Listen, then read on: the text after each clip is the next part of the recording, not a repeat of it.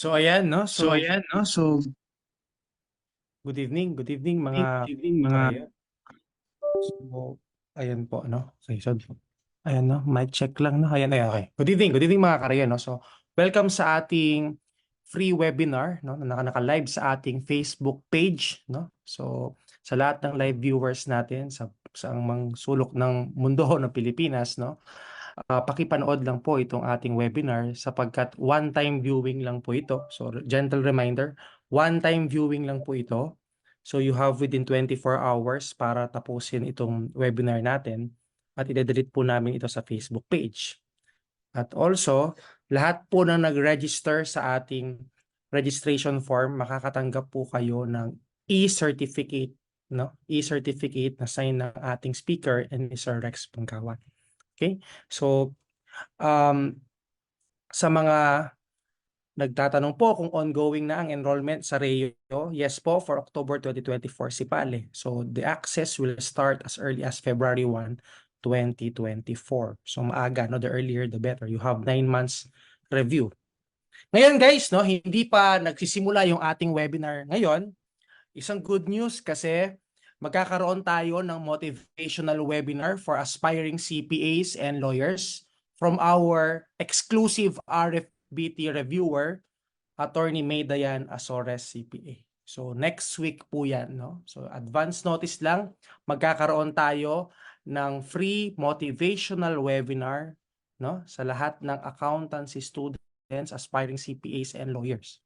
Next week. No? So i-announce natin yan soon yung registration details natin. Okay? So guys, no, alam ko excited na kayo para sa ating webinar, no? So kumbaga nung nakausap namin yung ating speaker, alam niyo ba talagang walang ano no, walang dalawang isip no, agad-agad nag-confirm at nagtanong agad ng schedule ang ating speaker no. Ganun po siya ka-supportive sa activities ni Reo. By the way guys, alam niyo ba na si SGV no ay ka-partner ni Reo sa mga programs natin for reviewees and for all followers ni Reo sa Facebook no. So marami tayong programs, naka-partner natin si SGV tulad ng tour, pagkakaroon ng uh, employment opportunities, no? Ganyan, no? So, and also scholarships, no? Marami rin. And also yung susunod natin yan, yung Reo Cup, no? Yung Reo Cup, no? Kapartner din natin ng SGV dyan. So, maraming activities na sinusuportaan ni SGV sa Reo. No? So, nagpapasalamat po kami sa SGV at sa ating speaker na i-introduce mamaya ni Sir Rally Paragas. So, ayan. Guys, no? Please lang, makinig tayo. Kung may mga concerns kayo, i-comment nyo po sa ating Facebook page. No? So you have 24 hours. No? Sa mga team replay dyan, may 24 hours kayo para panoorin yung video. Pero yun nga, ina-encourage namin na lahat ng live viewers na tapusin natin itong webinar hanggang mamaya. Okay, so maraming salamat. Ayan, Sir Rally. Ayan, so tawagin ko lang po yung aming review director in charge sa Reo Manila Operations ng CPA Review ni Reo. So ayan guys, no? Maraming salamat po no sa suporta ninyo sa pag dahil sa inyo naging number 1 si Reo bilang top producer ng top notchers and CPAs no in the past 2 years. So ganyan no, ganyan kabilis no yung progress no, yung growth ni Reo dahil yan sa inyo mga Reo. So Sir Rally, hello po. Ayan. hello, good evening. Ayan. Ayan, hello, good evening. Can you hear me?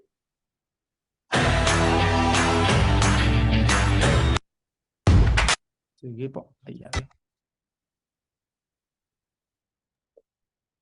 Ayan, can you hear me, Sir Wency? Klaro ba yung Ay, mic? yes po, yes po. Okay, ayan. So, good evening to everyone. No, thank you for Sir Wency for that very nice introduction. So, again, no, I'm Rally, no, Esparagas, no, from Rio, Manila. So, it's my distinct, no, honor and privilege to introduce to the audience our speaker, no, for tonight's no latest addition to our webinar series, no. Sige, I've prepared a short introduction kasi. So, our speaker for tonight's webinar series no, is a partner no, for tax services for the Financial Services Organization from the Global Compliance and Reporting Service Line or yung GCR no, ng Sisip Gores Velayo and Company or SGV. Is now, if I'm correct, no, working in the public practice for more than 20 years already. Okay? He holds a Bachelor of Science in Accountancy degree from the Pamantasan ng Lungsod ng Maynila, PLM, a Master's in Business Administration from the University of the Philippines, Diliman. He has also completed the Management Development Program in 2007 from the Asian Institute of Management. Of course, he's a certified public accountant and an accredited tax practitioner by the Philippine Bureau of Internal Revenue, or BIR. Okay. Also, on top of that, he also holds a long list of awards, some of which I'll mention, of course.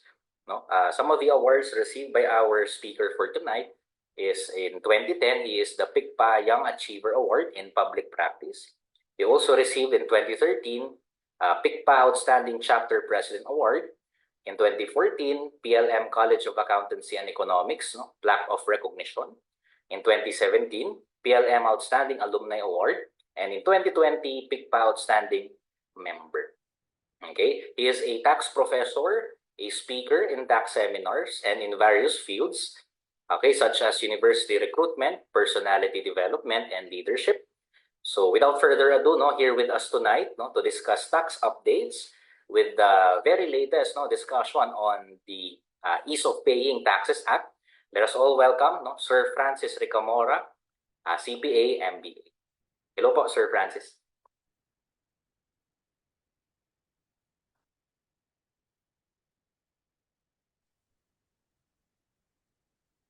Thank you, Sir Ali. Can you hear me? Yes, sir. Loud and clear, sir. Okay. Thank you, Sir Ali, for that introduction. And thank you also to Rayo for inviting me and giving me opportunity to present relevant updates to your very big community. I must say that this is a very good opportunity for me to relay updates on what's happening with Philippine taxation, and hopefully this will help the reviewees prepare if ever these topics will be included in the board exam. And also, after the board exam, compliance on the part of the taxpayers, which is also one of our objectives while why we disseminate this information about taxes. Before I start, I would like to thank also my team who are also present in this call, AJ, Bless, and Nina, and Mau for helping me organize the materials for this briefing. For tonight, I'll be discussing two major updates. One is the Ease of Paying Taxes Act. That is Republic Act 11976. And a group or a cluster of tax updates based on the recent issuances of the BIR. So I'll now request AJ to share the materials on screen.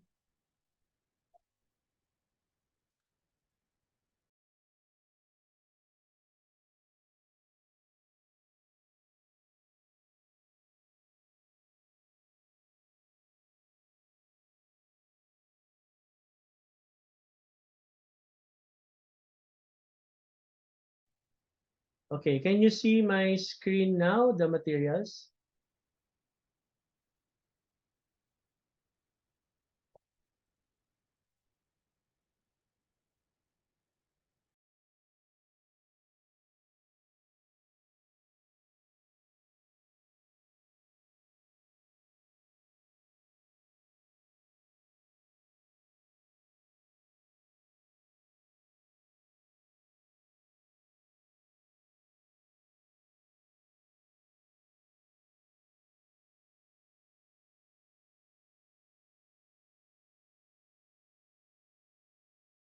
Okay, while the team is working on the slideshow, let me just give you some reminders on my presentation. So for the EOPT, or the Ease of Paying Taxes, I would just like to remind everyone that I will be presenting the key provisions of the law. There is no implementing rules yet available, and the BIR is still drafting the IRR, which will implement the provisions of the EOPT. EOPT is not providing a new tax, but has introduced changes on the administrative provisions. There may be some rules that you previously know that will be changed under EOPT, so you need to take note of those. For ease of presentation, we tried as much as possible to present to you a comparison of the previous rule and the rule provided under EOPT, so that you can compare and you can actually visualize what really changed under EOPT. And then for purposes of discussion, just to make the discussion more interesting, so that you can imagine what can be the example questions in the board exam. We prepared sample board exam type questions, assuming EOPT will already be included in the syllabus for the CPA board exam.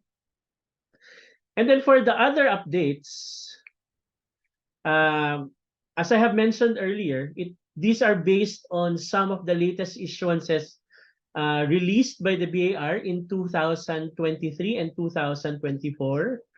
And due to time constraints, we just focus on the more relevant, we think more interesting updates on tax rules and regulations.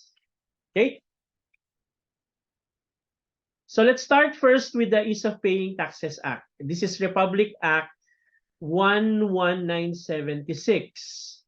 This was signed into law by the President on January 5, 2024, and was published in the Official Gazette last January 7, 2024. And under the rules, 15 days after its complete publication, it will become effective by tomorrow. Actually, today, January 22, effective na yung EOPT. Okay? And to continue the timeline, BIR is given 90 days from the effectivity to issue implementing rules and regulations. So BIR has until April 21, 2024, and to issue the implementing rules and regulations to be approved by the Secretary of Finance. And there is also a provision under the EOPT that taxpayers are given 6 months from the effectivity of the IRR to comply with the VAT and other percentage tax amendments.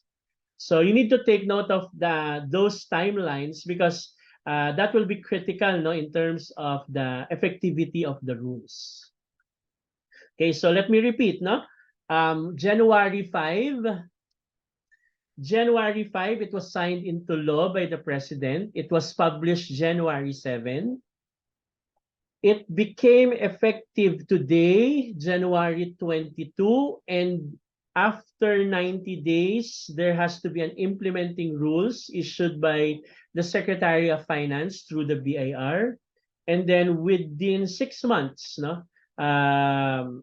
taxpayers are given 6 months from the effectivity of the IRR to comply with the VAT and other percentage tax amendments. Okay?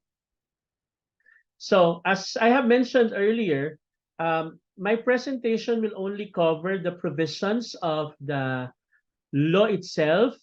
There may be some variations on how this will be implemented by the BIR. So I would suggest also for you to read on the implementing rules and regulations as soon as this is available, made available by the BIR. Okay, with regard to the policy, what's the rationale why the Congress crafted this particular EOPT. So there are four that was mentioned under the EOPT law. Number one is to provide a healthy environment for the tax-paying public that protects and safeguards taxpayer rights and welfare and assures the fair treatment of all taxpayers. Number two, to modernize tax administration and improve its efficiency and effectiveness by providing mechanisms that encourage proper and easy compliance at the least cost and resources possible. Number three, to update the taxation system, adopt best practices, and replace antiquated procedures. And number four, to enact policies and procedures which are appropriate to different types of taxpayers. So as I go with the presentation, you will hear from me several changes that will somehow improve how tax system, how the Philippine tax system is being administered. You will hear from me what are the different classifications of taxpayers and improvements in the way taxes are collected and administered. Okay, for the first part of my presentation for the EOPT, I will be discussing at least 14 major amendments brought about by the EOPT. Okay?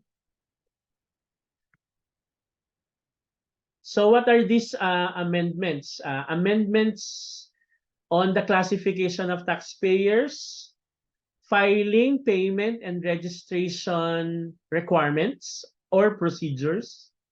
I will also mention amendments on the rules on deductibility of certain payments, options provided under EOPT with regard to excess income tax paid in case of dissolution and cessation of business, amendments on VAT rules with regard to the recognition of the VAT liability, changes in the invoicing requirements, and some changes with regard to input tax refund. And then amendments also on other percentage tax with regard to the basis of computing the percentage tax liability, as well as transitory clauses. And then amendments on remedies with regard to tax credit or refund of taxes or penalties, as well as recovery of taxes erroneously or illegally collected, and compliance requirements with regard to the preservation of books of accounts, as well as issuance and printing of sales or commercial invoices. Okay, some of the items that you have studied 6 months, a year ago, or 2 years ago may no longer be applicable now once the EOPT Act is become effective. No? So let's start first with the general amendments. I'll focus here on the new classification of taxpayers, as well as the new rules with regard to filing, payment, and registration of taxpayers. Let me start by giving you a sample question. Very common. You see two statements. You need to identify which are correct. Statement 1 under EOPT, you can probably participate by typing your answers in the comment section, or if you're in the Zoom, in the chat box. Okay, statement 1 under EOPT Act, the classification of taxpayers are micro, small, medium, and large. And statement 2 under EOPT Act, micro and small taxpayers are given special concessions of reduced civil penalties and a 2-page income tax return, and exemption of micro taxpayers from withholding tax obligations. So options, both statements are correct, both statements are incorrect. Only statement 1 is correct. and only statement 2 is correct. Okay.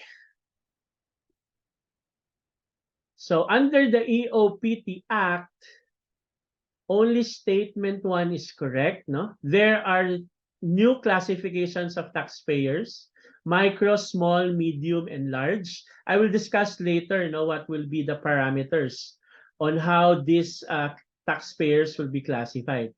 Statement 2 is incorrect because of the statement with regard to the exemption of micro taxpayers from withholding tax obligations. That exemption was initially provided in the bill, no, that was submitted to the president for approval, but this was vetoed, no, by the president. So now there's no such exemption from withholding obligations granted to micro taxpayers. Only the reduced civil penalties, two-page income tax return, and other items that I will mention later, no, are considered the special concessions if you will be considered micro and small taxpayers. So in this particular question, only statement 1 is correct. Let's go now to the discussion, no, on the classification of taxpayers. On the left side of my screen, of my material, now you will see what are the current classification of taxpayers, no? In RR 1-98, as amended by RR 6-2009, there are certain classifications, no, made by the BIR with regard to the tax payments made, no, by the taxpayer. Ito yung tinatawag na large taxpayers. If you will not fall under the large taxpayer, you are considered non-large. And in fact, there is a specific division created in the BIR organization to monitor the transactions, the tax payments of the large taxpayers.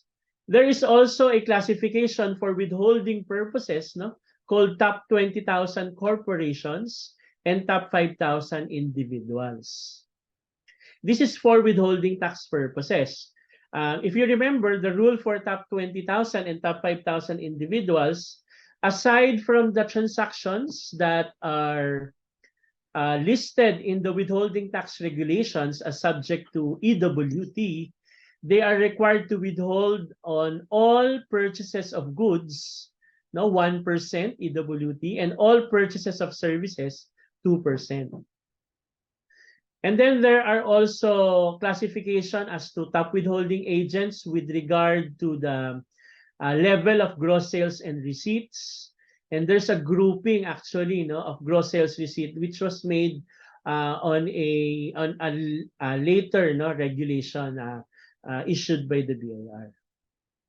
But under EOPT, classification of taxpayer is made, no, based on the gross sales.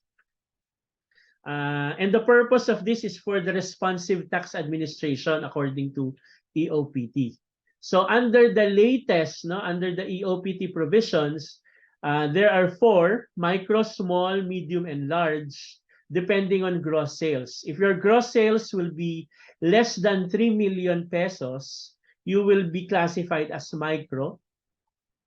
If it is 3 million pesos to less than 20 million, you will be considered small.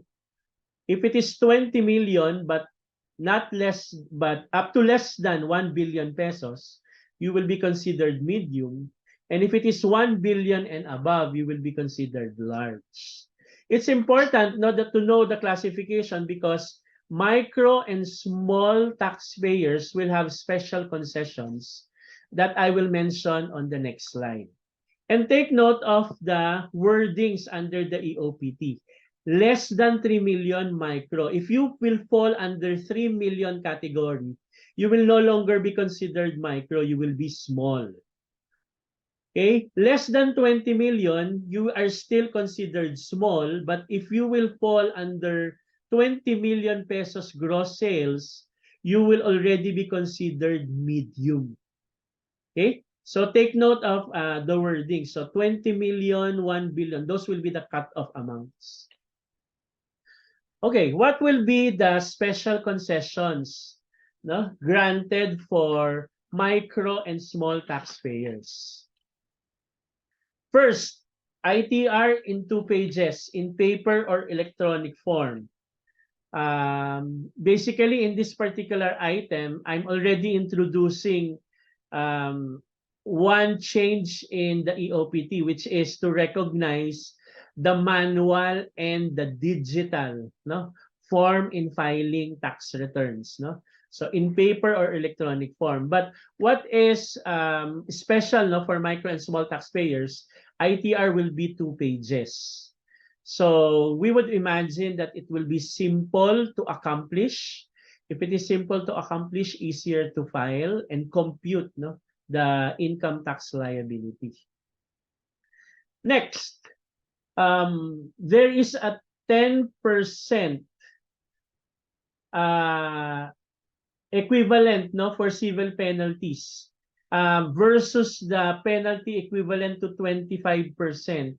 So the civil penalties for micro and small taxpayer will be 10% as compared to the 25% usually imposed under Section 248 of the tax code. Do you still remember what are these civil penalties? The 25% penalty for failure to file the return, failure to pay the deficiency tax. Those are the civil penalties now included in Section 248 of the tax code. So if you're a small or micro taxpayer, instead of paying 25%, you will just pay 10%. Okay, another benefit, no, for micro and small taxpayers, for the deficiency interest, instead of paying the full interest, deficiency interest rate, there is a 50% reduction. So if the interest rate now is 12%, it will just be 6%. Take note that there is no fixed rate, no? Hello, mic test, hello.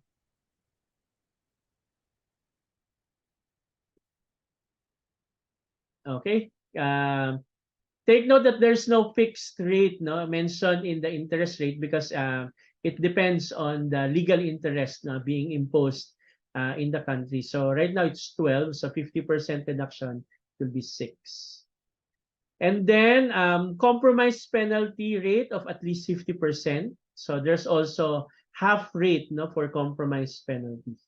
And with regard to the penalties for failure to file information return, statement or list, or keeping of any record or supply of any information, instead of the usual 1,000 peso penalty, it will be 500. Okay? So these are the special concessions for micro and small taxpayers. Okay, so those are the general amendments. Let's go now to another topic. Okay, sample exam question. Under EOPT, the venue of filing and payment shall be in any authorized agent bank, revenue district office through revenue collection officer, or authorized tax software provider. Statement, this should be statement 2, not 3. Under EOPT Act, overseas contract worker and overseas Filipino worker are no longer required to file ITR. Okay, so which of the options is correct? Under the EOPT, both statements are actually true. Let me discuss the rules, change under the EOPT. Okay.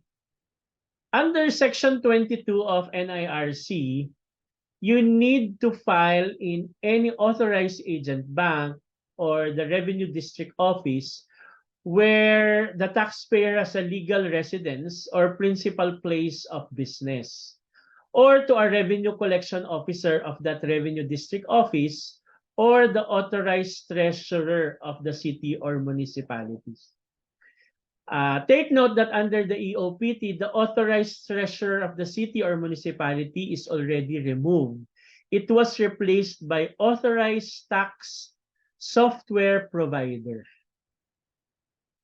And the filing payment provisions of the different taxes under the NIRC, there was an insert allowing taxpayers to file the return electronically or manual. And take note that it's different from the current provisions wherein the electronic option is only for certain types of taxpayers who are mandatorily required to file electronically under EFTS.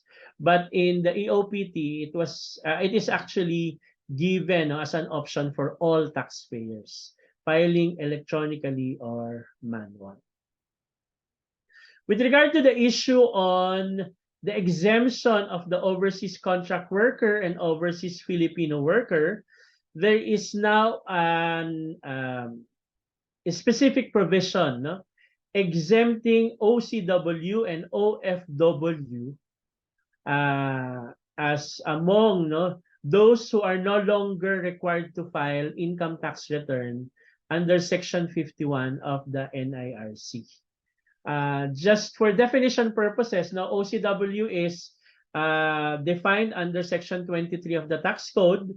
Seaman, who is a citizen of the Philippines, who receive compensation for services rendered abroad as a member of a complement of a vessel engaged exclusively in international trade. Okay, take note that this definition was expanded for overseas Filipino worker by virtue of the Department of Migrant Workers Act.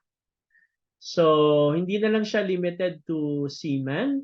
A Filipino who is engaged or has been engaged in remunerated activity in a country of which he or she is not immigrant, citizen, or permanent resident, or is not awaiting naturalization, recognition, or admission, whether land-based or sea-based, regardless of status, excluding a Filipino engaged under a government-recognized exchange visitor program for cultural and educational purposes. Okay, just want to caution lang that if the income is actually earned from being an overseas contract worker or overseas Filipino worker, that will fall under the exemption. But if the OFW has an income earning activity in the Philippines or has a business in the Philippines, this particular exemption will not apply. So it will give rise to a situation wherein overseas Filipino worker will have an exempt income and at the same time a taxable income. Okay?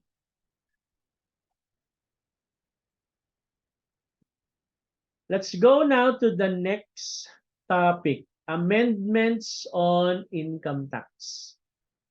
Okay, so in this particular portion, we'll have another question. Under EOPT Act, in case the taxpayer cannot carry over the excess income tax credit due to dissolution or cessation of business, the taxpayer shall file an application for refund of any unutilized excess income tax credit. How many years will the application and decision of BIR must be made from cessation of business?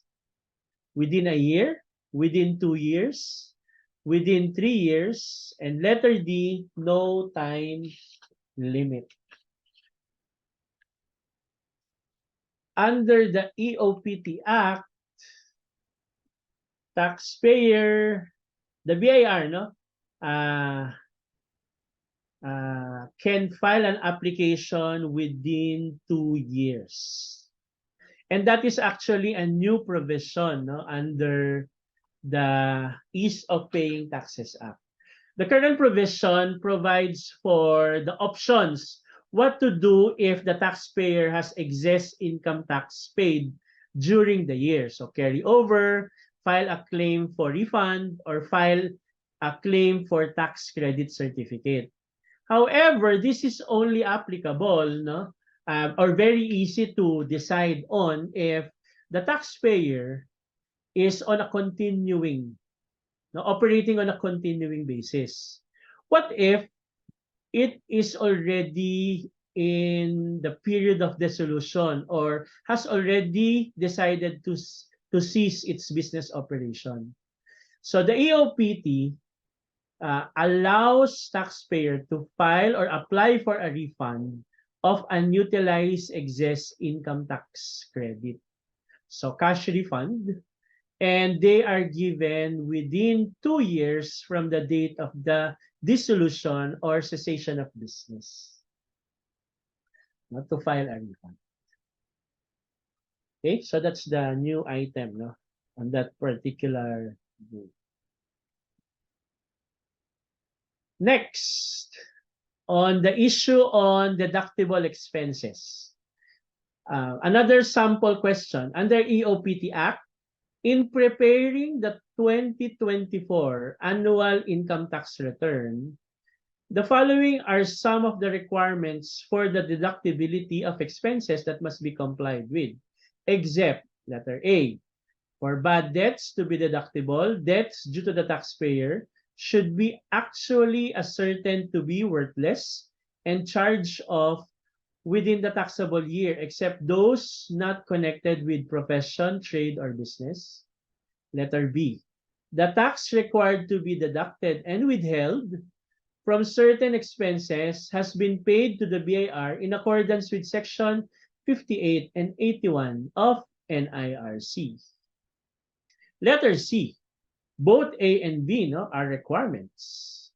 And letter D, none of the above. Okay, take note, the question is asking for the exception, no, which is no longer a requirement under EOPT. And under EOPT,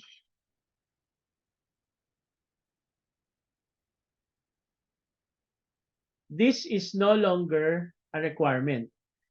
EOPT repealed Section 34K of the NIRC, which provides for the additional requirement for deductibility in gross income of certain payments related to withholding. No? If you still remember, Section 34K, it says that deduction shall be allowed if the tax required to be deducted and withheld has been paid to the BIR in accordance with Section 58 and 81 of NIRC of 1997.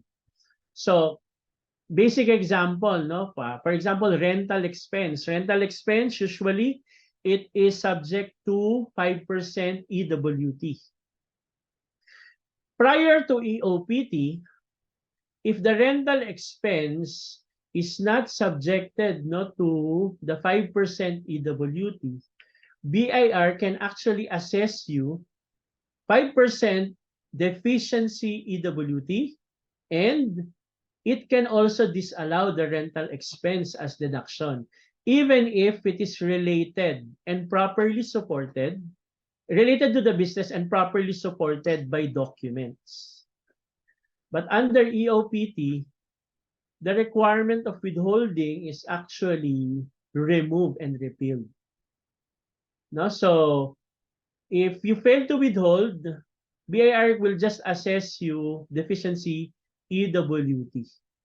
No? It can no longer assess you deficiency income tax due to disallowance of the related expense.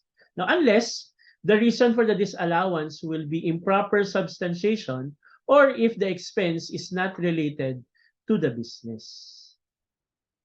Okay, so this is a major, no, amendment to the rule. Okay. Next. So we're finished with amendments on income tax. Let's go now to the amendment on withholding tax. I'll start the discussion by giving you this question. No? On June 1, 2024, Company A entered into an agreement with Company B for the lease of 100 videoke machines for 1 million pesos, payable at the end of the month. Due to financial difficulties, company was only able to pay the rental fee to Company B on July 15, 2024. So after a month, 15 days after the June 30 deadline. And the rental expense was recorded in the books of Company A on July 31, 2024. Question. When is Company A required to withhold the expanded withholding tax on the rental obligation to Company B? Okay. Upon payment, when was the payment? On July 15. Upon accrual or recording of expense or asset in its books, so July 31. Letter C, when the obligation becomes payable, which is June 30.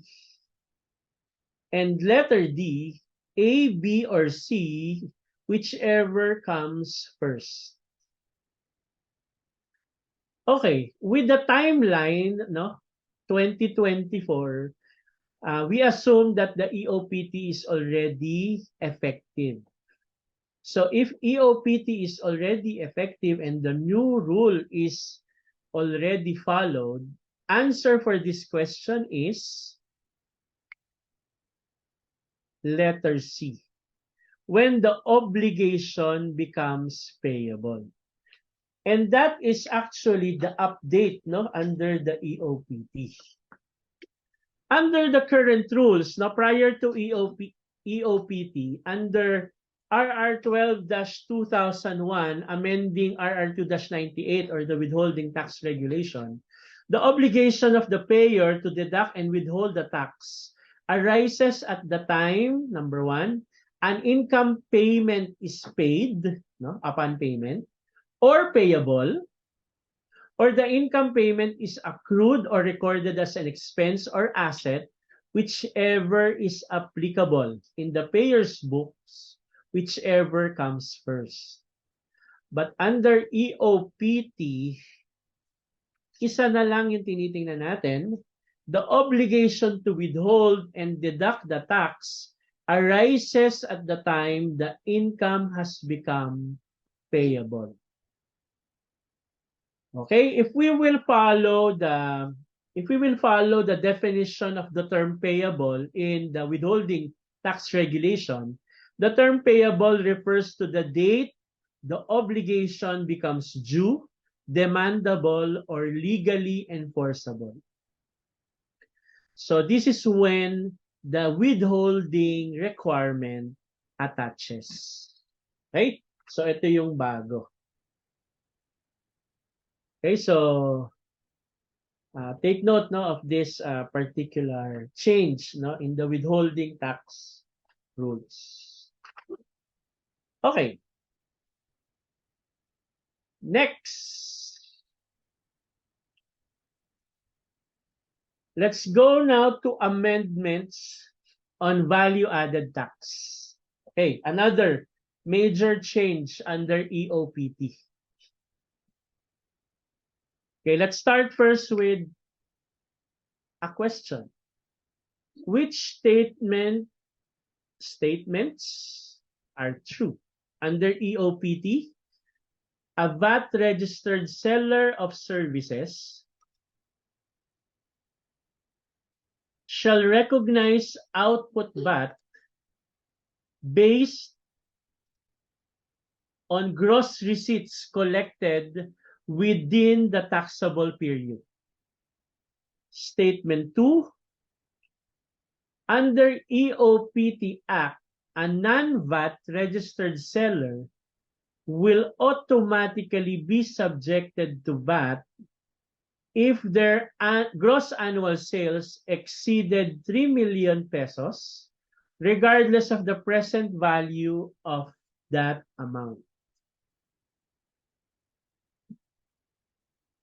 Okay, so let's analyze based on the EOPT provisions. And under the EOPT provisions, both statements are actually false. Number one, it is not correct because under the EOPT Act, if you're a seller of service, you shall recognize output VAT based on gross sales, no longer based on gross receipts collected. Okay, that's a major change, under the EOPT.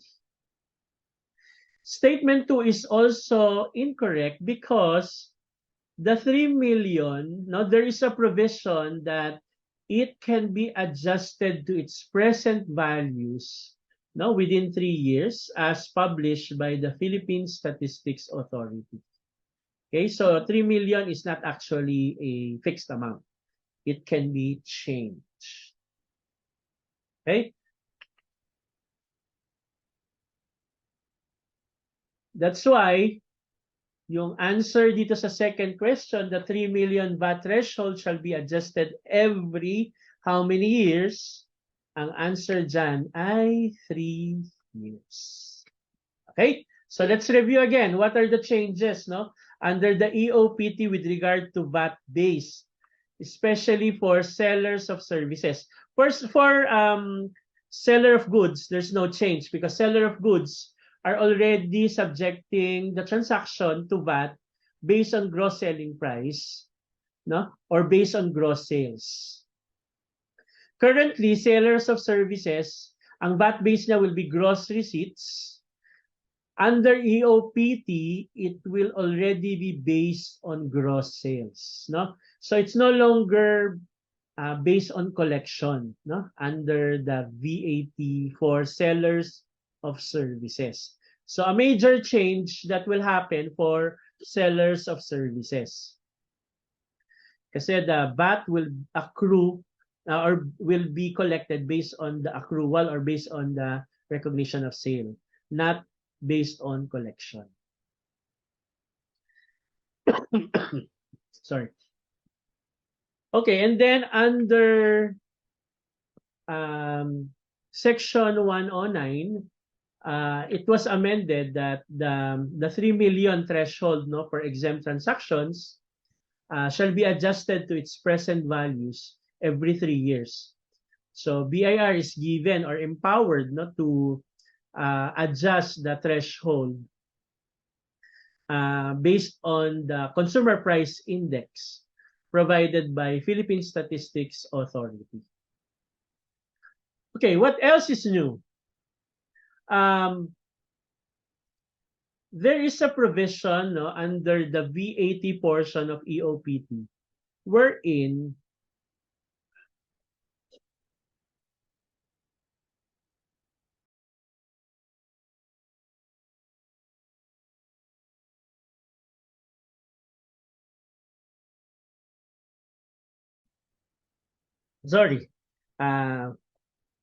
there's a provision under EOPT wherein the output VAT on uncollected receivables may be deducted from the output VAT pertaining to, or the seller of goods or service may deduct the output VAT pertaining to uncollected receivables from its output VAT on the next quarter after the lapse of the agreed upon period to pay, provided seller has fully paid the VAT on the transaction and the VAT component of the uncollected receivables has not been claimed as allowable deduction. This is new.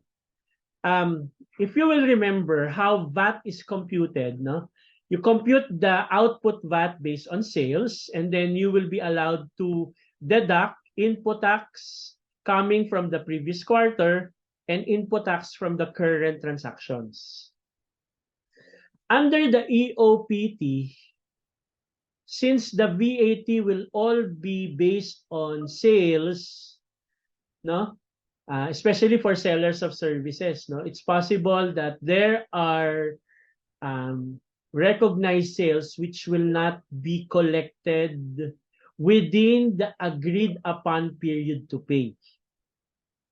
EOPT is now allowing VAT taxpayers to claim as deduction, no, the output VAT on those uncollected receivables, no, after the lapse of the agreed upon period to pay, provided it will meet the criteria that the seller has fully paid the VAT on the transaction and the VAT component has not been claimed as an allowable deduction for income tax purposes.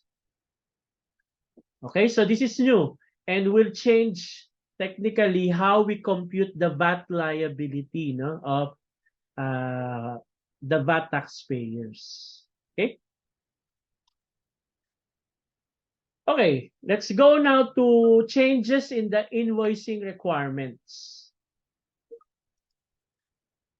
Okay, which of the following statements are false for VAT purposes under EOPT?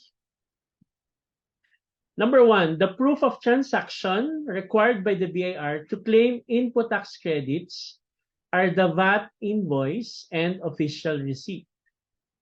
Number two, if an issuer of a VAT invoice fails to display the term VAT exempt sale or did not clearly provide a breakdown of the VAT exempt sale, the issuer shall be liable for the VAT of such sale. And statement three, a VAT registered person may claim input tax credit using a VAT invoice without the business address of the purchaser. Okay, so which of the following statements, no, are false under EOPT?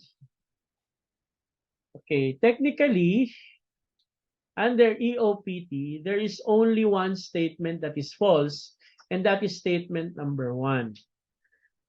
No? The proof of transaction in claiming input tax for VAT purposes, no, is VAT invoice only. So under EOPT, official receipt is no longer considered a principal document, no, for VAT purposes. So all input taxes should be supported by VAT invoice. So no longer required not to obtain official receipt, no, for sellers of services. Sellers of services are now required to issue sales invoice to document their VATable transactions. Okay, statements 2 and 3 are correct, and I will explain that later. Okay, what will be the changes in the invoicing requirements under EOPT? VAT invoice is the only proof of transaction needed for purposes of claiming input tax. Okay? So taxpayers, if you're a VAT taxpayer, what's important is you have a sales invoice registered with the BIR, no? Even if you are whether you are a seller of goods or a seller of services. Official receipts, no, are no longer considered primary or principal document for VAT purposes. Okay. If you are the purchaser, no, you're a VAT taxpayer and you're purchasing from a VAT supplier, can you claim the related input tax based on an invoice with lacking information? Under the EOPT, yes, you can, provided, no, that the lacking information will not pertain to the name and TIN of the buyer or seller, date of transaction, description or nature of the transaction, the amount of sales and VAT, no, in the VAT invoice. So, pwede kang mag-claim ng input tax provided these four information are present. All other information that are missing in the VAT invoice, that will be okay. And you can still claim it as input tax credit. So, anong example ng information that can be missing but you can still claim input tax? Business style, no? Which is currently a requirement, but under EOPT it was already removed. What else? Address of the buyer. No, address of the buyer is a requirement under the current provisions of NIRC, but under EOPT, it's no longer a requirement for the purchaser to claim the input tax. Okay, I already mentioned, no, removal of business style in the information contained in the VAT invoice. Just for review purposes, what is a business style? Usually, business style is the trade name, no, of a company. Sometimes, iba yung corporate name or legal business name, no, as indicated in the Securities and Exchange Commission documents, articles of incorporation, bylaw. Iba rin yung name that the company is using for commercial purposes. Okay, so yun yung usually business style. Under the latest rules, no, for VAT prior to EOPT, that is a requirement, mandatory requirement to be indicated in the VAT invoice. And then for VAT exempt sales, the term VAT exempt shall be written or printed in the invoice. The breakdown showing the amount of VAT exempt sale must be clearly provided.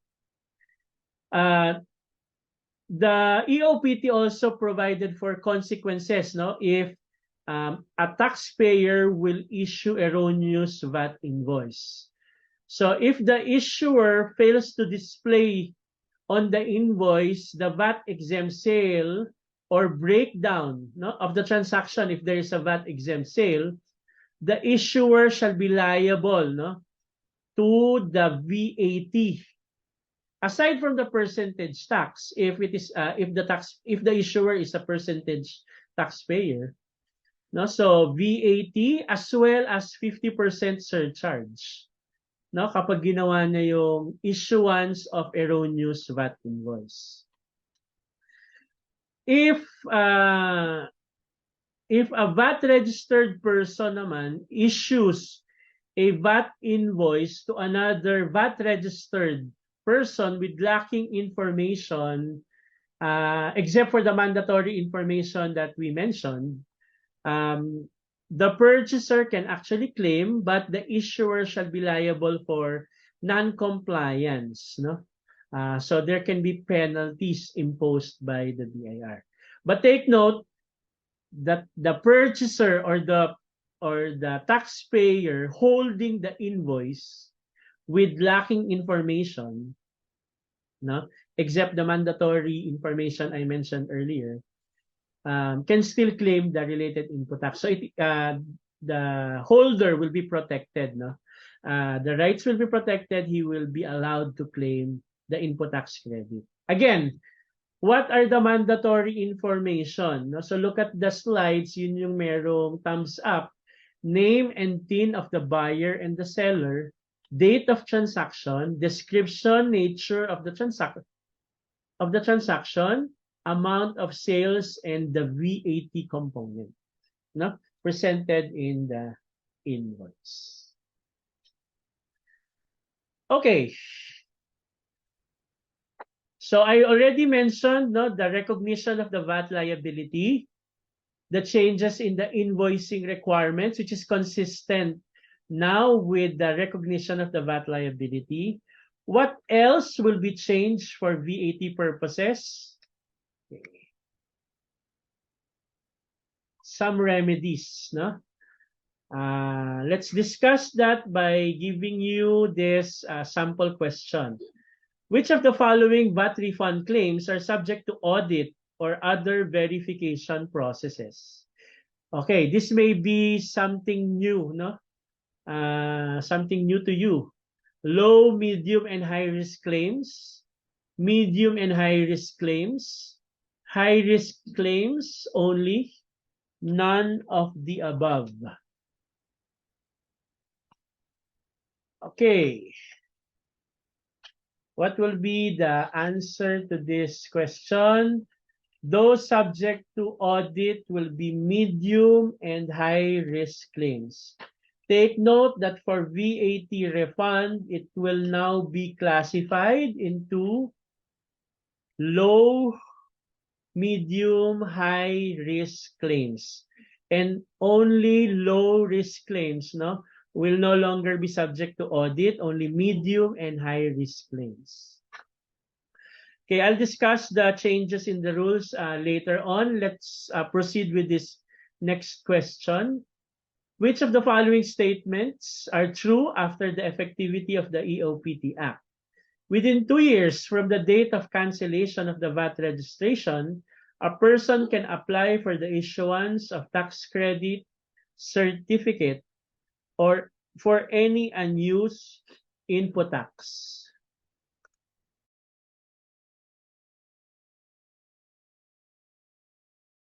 Okay, statement number 2, the taxpayer is solely liable for the disallowed amount by the COA.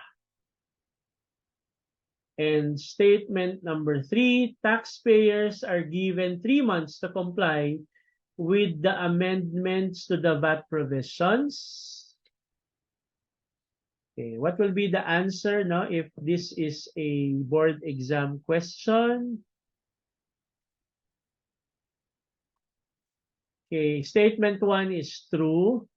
A person can apply for the issuance of a tax credit within 2 years.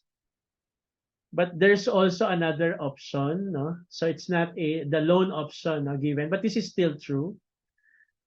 Taxpayer is solely liable for the disallowed amount by the COA. Again, this is true. This is one of the changes brought about by EOPT. Before the EOPT,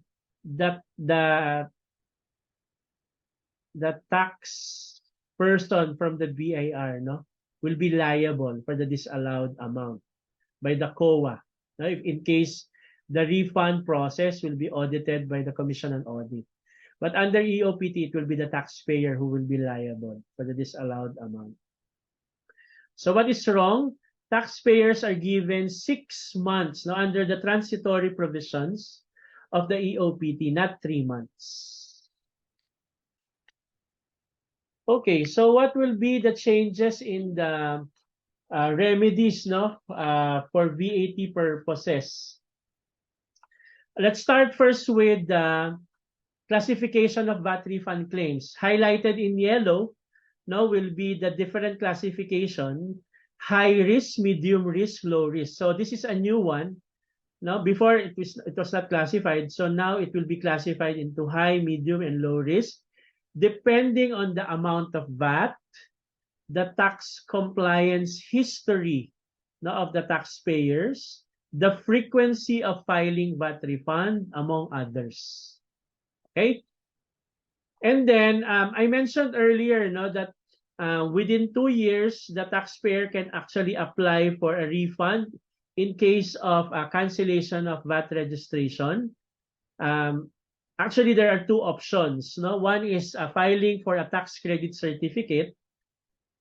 The other one is filing for a cash refund for the unutilized input taxes. And then we also mentioned that in case of disallowance, it is the taxpayer who is solely liable for the disallowed amount. But take note that there can be administrative liability that can be imposed to the BIR employee found to be grossly negligent in approving the refund. In terms of the process,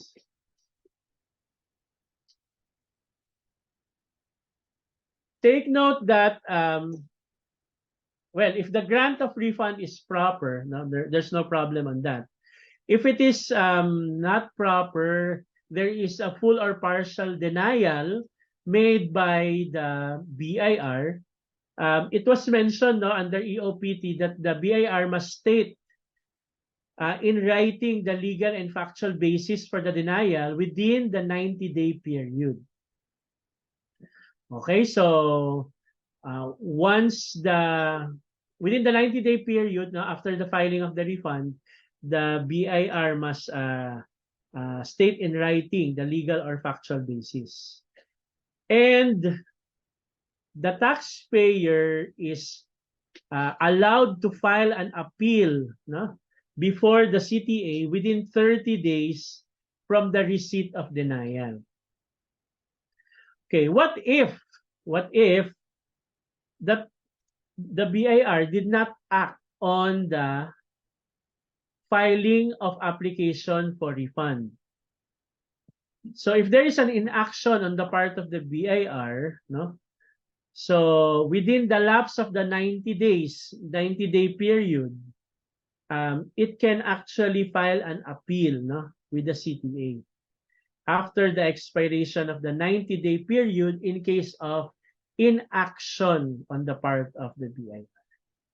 So those are the inserted amendments under the refund of input tax for VAT purposes. So again, within the 90-day period, BIR must grant the refund. It can either grant a refund or denial. The taxpayer can appeal to the CTA within 30 days from the receipt or denial. If there is inaction by the BIR, after the lapse of the 90 days from the date of filing, if there's no response from the BIR, taxpayer can actually elevate the refund claim to the Court of Tax Appeals within 30 days. Okay. So I hope everyone can still follow. We're on the middle already of the amendments of the EOPT. The next changes will be other percentage tax to align with the changes in the VAT base. So there is also an alignment with regard to the liability to pay the other percentage tax. So let's start the discussion with a question. So which of the statements are true or false? Statement 1, under EOPT, regardless of the amount, common carriers and keepers of garages are subject to 3% common carriers tax. This is CCT, not CTT, on their quarterly gross sales. Okay. Statement 2, under EOPT, taxpayers are given 6 months from the effectivity of the implementing regulations to comply with the amendments on the VAT and other percentage taxes. Okay, yung common carriers ba, meron bang amount yan to be subject to common carriers tax? Okay. Under EOPT, there is none, regardless of the amount already. And as I have been repeating from the start of my presentation, taxpayers are given 6 months as a transition to comply with the amendments on VAT and other percentage taxes. So both statements are actually true. Okay, let's go now to the specific changes. If you're familiar with the minimum quarterly gross receipts for other percentage tax purposes, I still remember students are memorizing this for purposes of applying the other percentage taxes. But under the EOPT, there's no longer minimum. So regardless of the amount, everything will be subject to 3% common carriers tax on their quarterly gross sales. Take note, regardless of the amount, quarterly gross sales that they have recognized, not receipts. Okay, so this particular provision, no, on the accrual method of recognition of percentage tax will be applicable to those industries and businesses covered by Section 117, 118, 119, and 120 of the tax code. So who are these? Domestic carriers and keepers of garage, international air shipping carriers, franchises of radio and television broadcasting, and for overseas dispatch, message or conversation originating from the Philippines. Okay, so this will be subject to VAT, again, based on gross sales, no longer on the amount paid. No? Okay, what else is new for OPT? This is with regard to the filing of the percentage tax return. Now, currently, prior to EOPT, there is an option now given to percentage tax taxpayers. Now, they have an option to file a separate return for each branch or place of business or a consolidated return. So take note that this option is already removed under EOPT. So only one consolidated return that can be filed either electronically or manually, no, for all branches or places of business. Now, consolidated with any authorized agent bank, RDO, RCO, or authorized tax software provider, just like what I mentioned earlier as to the acceptable modes of payment, no, under EOPT. Okay? Okay, the next amendment is on remedies with regard to the rules on the authority of the commissioner to credit or refund taxes or penalties, and recovery of taxes erroneously or illegally collected. So let me start the discussion by, again, giving you a sample question. No? Which of the following statements are true? EOPT added additional procedures whereby the commissioner shall process the refund from the date of submission of complete documents. Number 2, under EOPT Act, the period for processing the refund of taxes shall be within 120 days.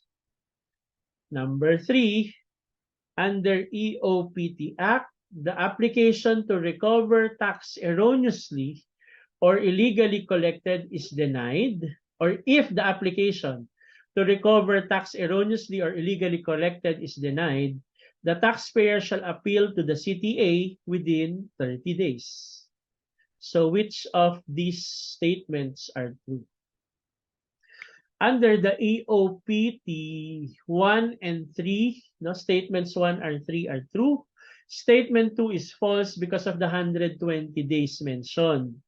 Under the EOPT, the period for processing the refund of taxes or penalties will be 180 days. So take a look at this diagram. Now, under EOPT, the commissioner shall process the refund from the date of submission of complete documents, no, within 180 days. Failure to process, no, within 180 days shall be punishable, no, under the Section 269 of the NIRC. In case of denial, the commissioner shall state, okay, the legal or factual basis for denial. EOPT Act actually fixes the period for processing of refund of taxes to 180 days from the date of submission of complete documents. Okay? So take note of that particular change. No? So when is the, in case of denial, what will be the appeal period, no, to CTA? Still within 30 days. No? And that is the same with regard to recovery of tax erroneously or illegally collected. So within 180 days, the BIR has to act on the claim If it is denied within 30 days, taxpayers can appeal to the Court of Tax Appeals. If there is a partial denial, it can also be appealed by the taxpayer within 30 days from the time of the receipt of the partial denial. Okay? So take note of the new 180-day rule. Okay. I think I'm on the last amendment brought about by the EOP. We're on the 14th topic na on the amendment of the EOPT. And this is with regard to compliance requirements on preservation of books of accounts, registration, and the issuance and printing of invoice. No?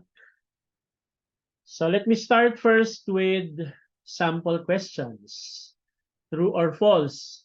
All taxpayers are required to preserve their books of accounts for a period of 10 years, reckoned from the day following the deadline of filing the return or the date of actual filing, whichever is later. The annual registration fee of 500 for every separate establishment or place of business is repealed. Number 3, if the sales amount per transaction is less than the 500 threshold, but the aggregate sales amounted to 500, the seller must issue one invoice for the aggregate sale. So which statement or which of the statements are true under the EOPT? Under the EOPT, statements 2 and 3 are correct. Okay? So the 500 peso annual registration fee, as you have seen in the Facebook announcement of the BIR and the corresponding notification issued by the BIR, the 500 peso registration fee is no longer a requirement. And with regard to the issuance of invoice, take note that there is a new threshold.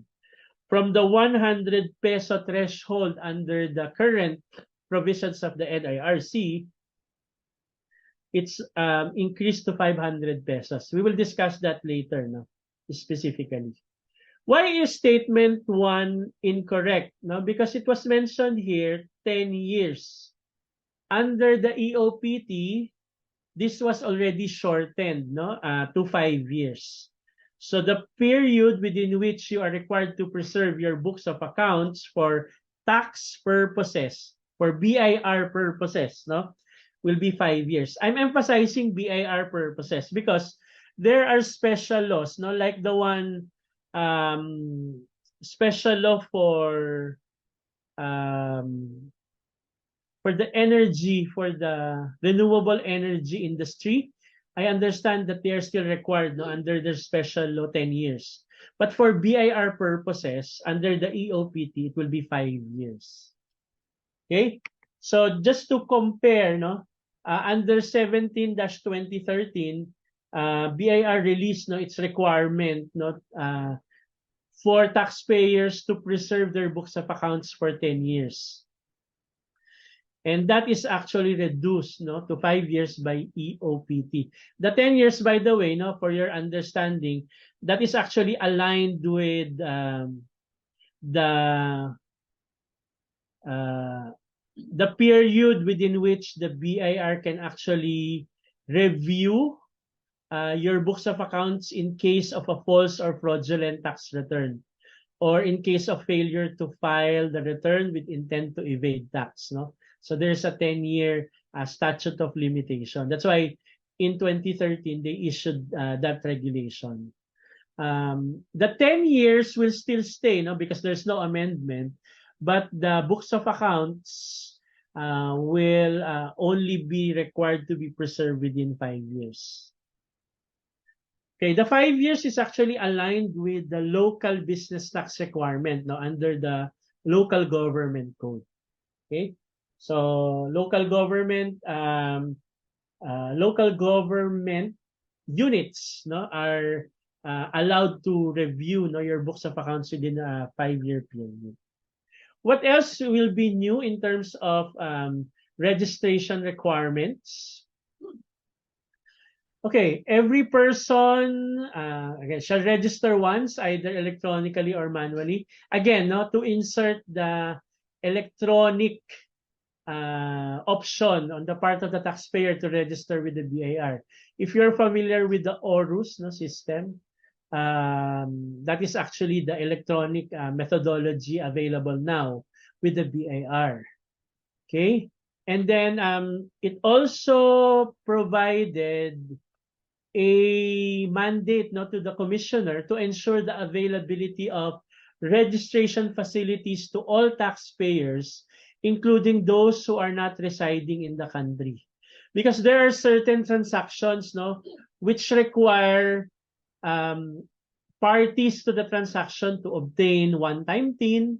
So the registration facility should be available to all, not only to those who are physically present in the Philippines.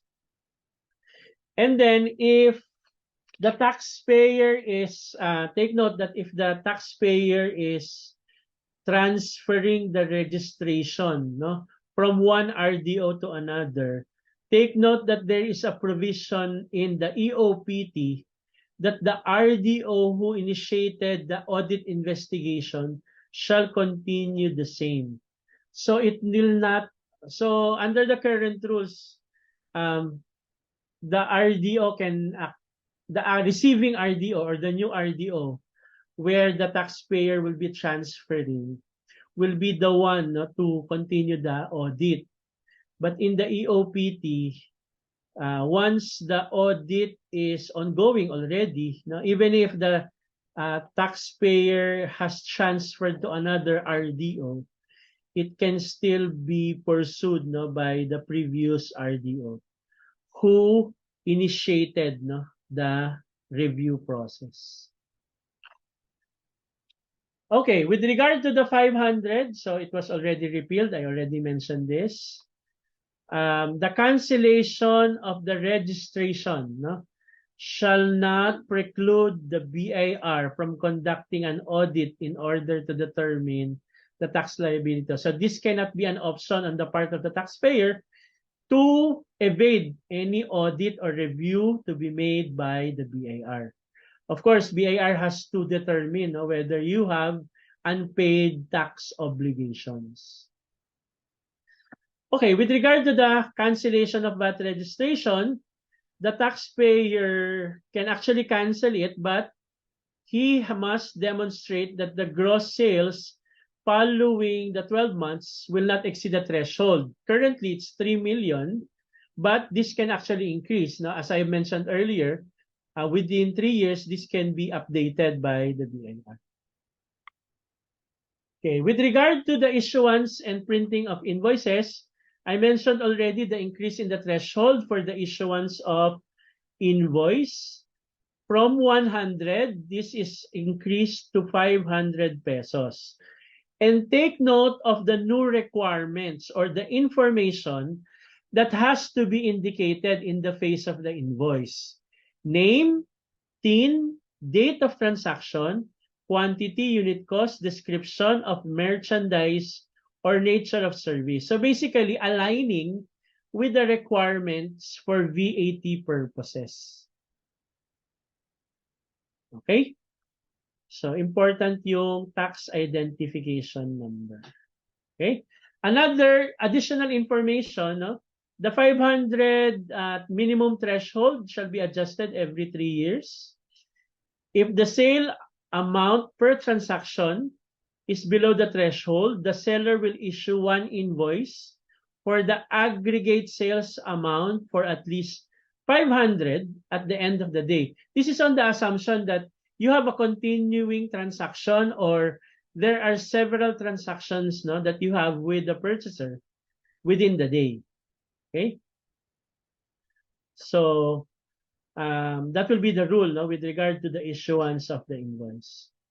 And then one important, although very administrative in terms of nature, there's no longer fee, no, that will be collected when you file or apply for an authority to print sales or commercial invoice. No, so the EOPT mandates the BIR not to collect any fee, no, for those taxpayer requesting authority to print sales or commercial invoices. Okay, so those are the changes, no, under the EOPT. As I have mentioned, it's a combination of policy in terms of recognition for VAT purposes, more amendments on administrative processes, and then new classification of taxpayers. So I've discussed to you 14 major amendments, no? And again, I would like to reiterate that we need to wait for the implementing rules and regulations to be issued by the BIR so that we can apply, no, properly what are the intended procedures and changes, no, brought about by EOPT. But then again, no, we expect that the implementing rules and regulation will just be within, no, the bounds of the provision under the law. Okay? As to whether this will already appear in your board exam this May or October, I will leave it to your tax reviewers, no, from Rio, to check, no, with the syllabus of the Board of Accountancy with regard to certain changes, no, in the rules, whether this can already be included in the actual exam. Okay? So I hope you still have energy for tax updates. I'll make this fast. I'll no longer provide you with questions. I'll just highlight the key items change brought about by the latest issuances of the BIR. Okay, so I'll start first with the latest updates in 2024 and late 2023, and then I'll include some, no, which are relevant also for you to know those issued circulars and regulations in 2022. Okay, so let's start first with,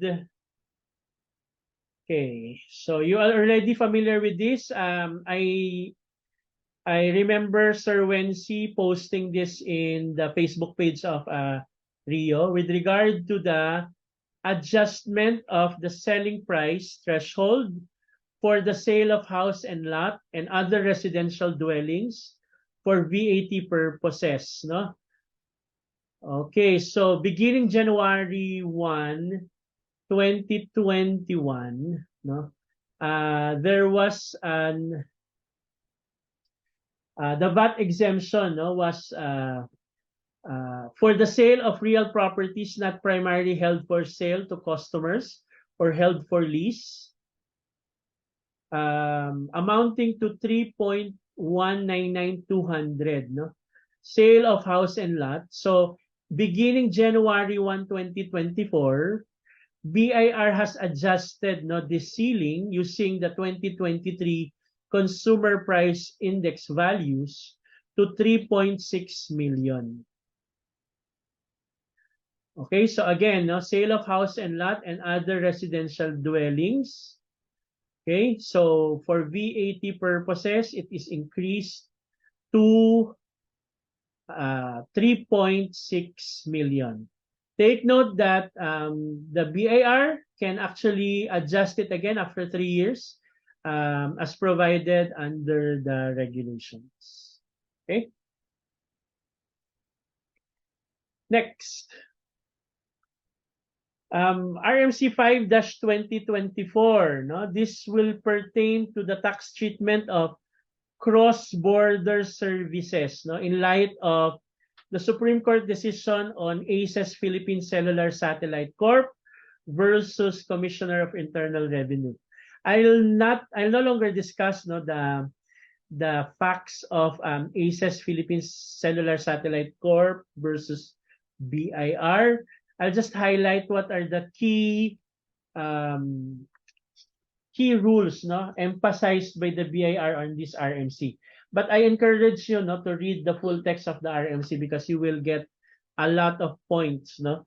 RMC 5-2024 is a Q&A, no, regarding the taxability of cross-border services.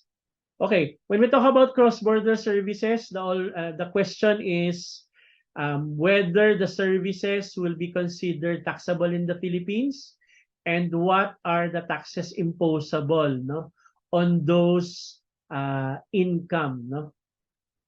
So in this particular RMC, BIR established an approach to resolve the issue on whether such services will be considered subject to income tax or final withholding tax, no, in case of non-residents, as well as VAT, no.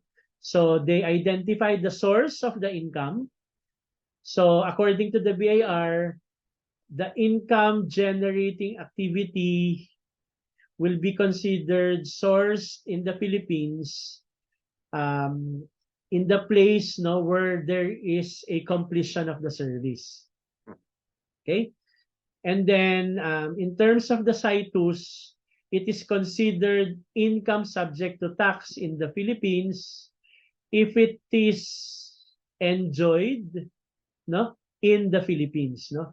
The product or the service is enjoyed by somebody or within, no, the Philippines.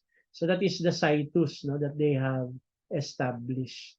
So in this particular case, ACES Satellite Philippines was ruled to be liable, no, to final withholding tax and VAT, no.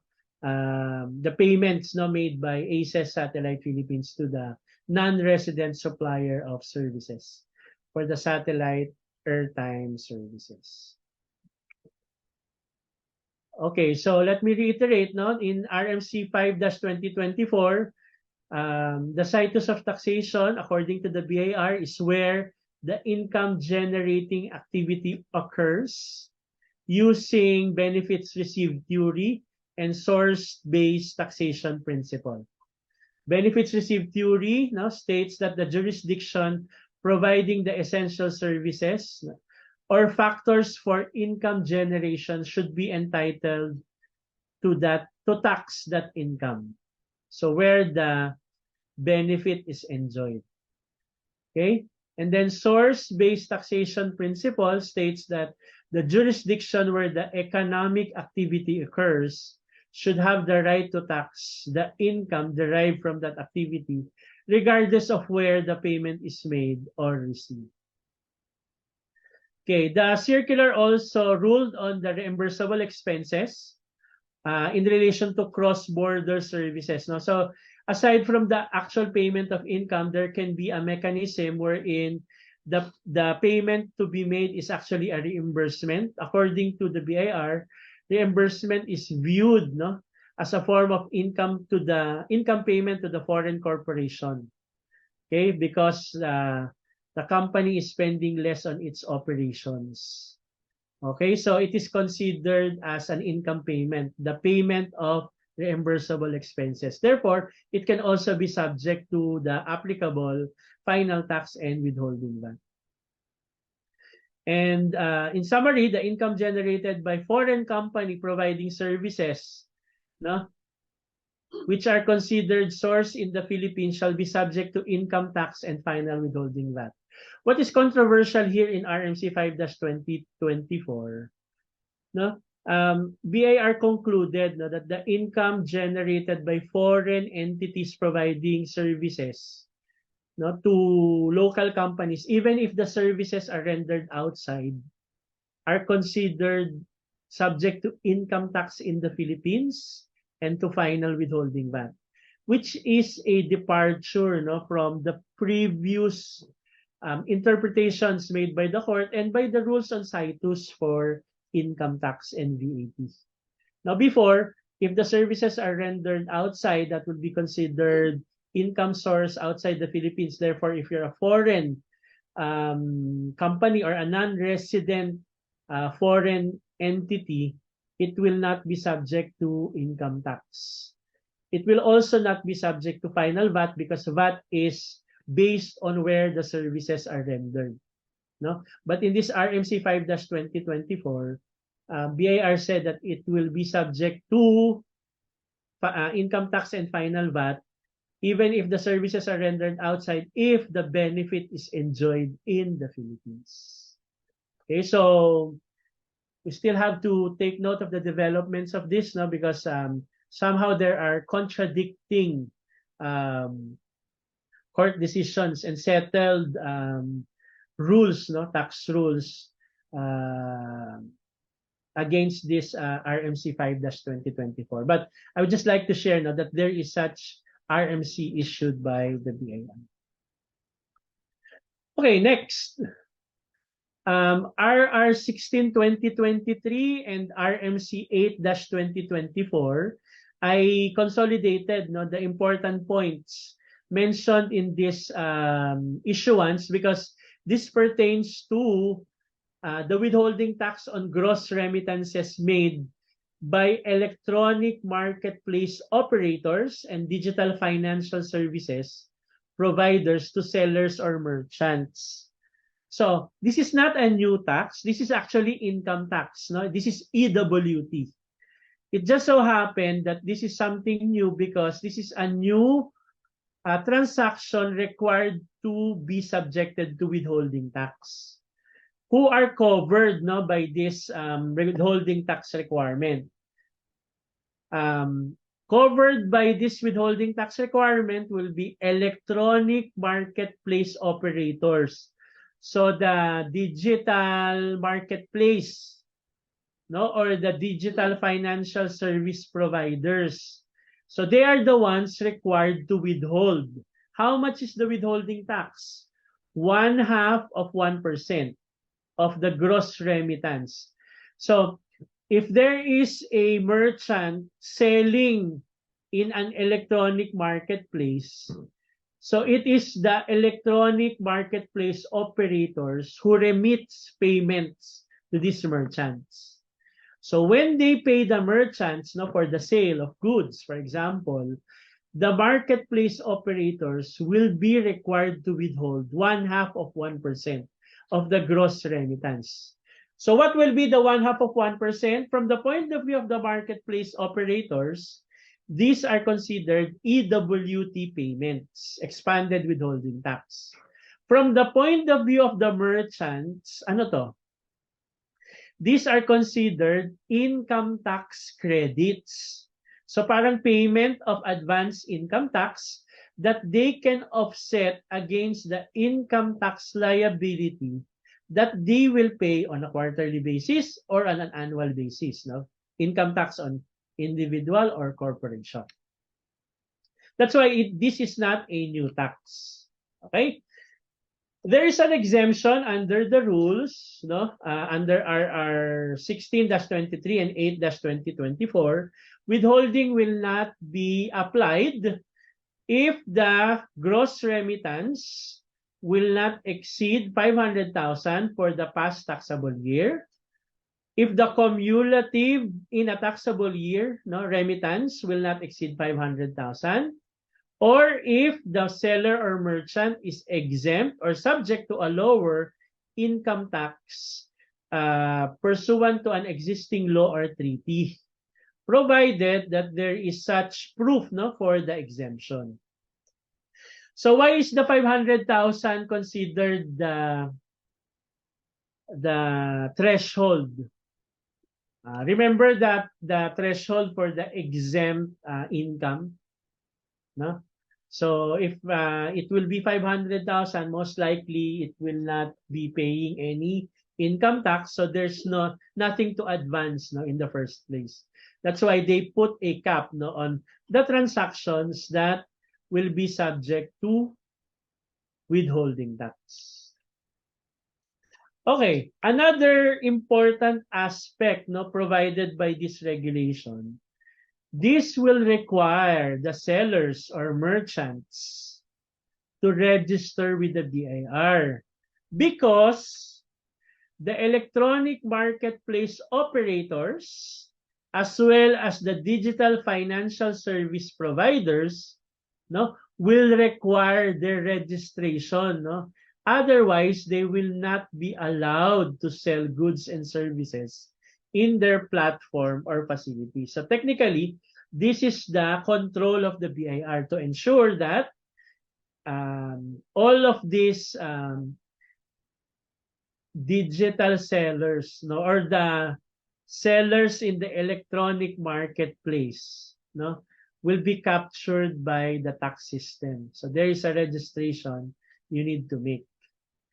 This will be a requirement, no, by the operator, not only because of this particular provision, but also when it withholds, no, you will be reported, no, if you're the seller, you will be reported in the alphabetical list of income payees, no, by the e-marketplace operators and the digital financial service providers.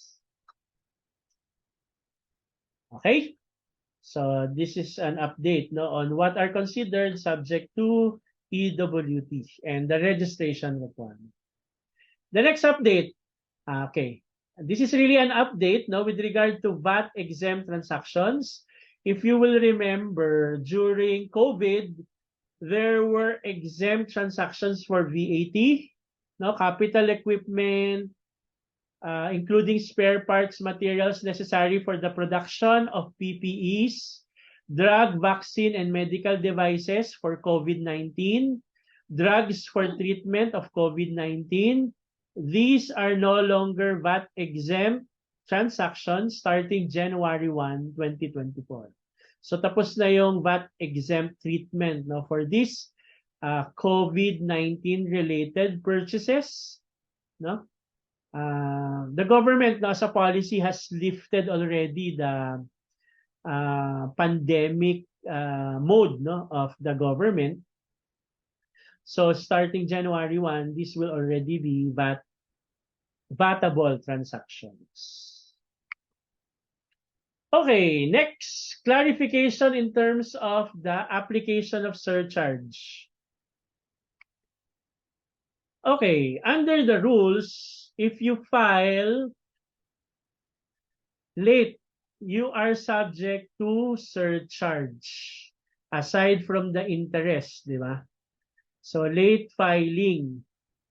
There are instances in the EFPS wherein surcharge is automatically computed in the amended tax return. Okay. It's common, no, the taxpayers file on time, and then there are certain changes that it has to make on the tax return, so it will amend, no, tax returns. Under the EFPS, if you will amend tax return, surcharge is automatically computed because it will recognize the new date of filing of the tax return. But technically, as clarified in RMC number 4322, surcharge should not be imposed on the amended tax return, provided the taxpayer was able to file the initial tax return on time, on or before the prescribed date of its filing. Now, if the initial filing is within the deadline, no, that will be followed for purposes of the imposition of surcharge. So any subsequent amendment should not be subject to any imposition of surcharge. So what will happen, no, in EFPS if it is automatically computed? BIR said that they can disregard, or the taxpayers or the EFPS users can disregard the surcharge computed. They can only compute the basic tax and the related interest and compromise penalties as applicable. Surcharge is not required to be paid. Okay. Next,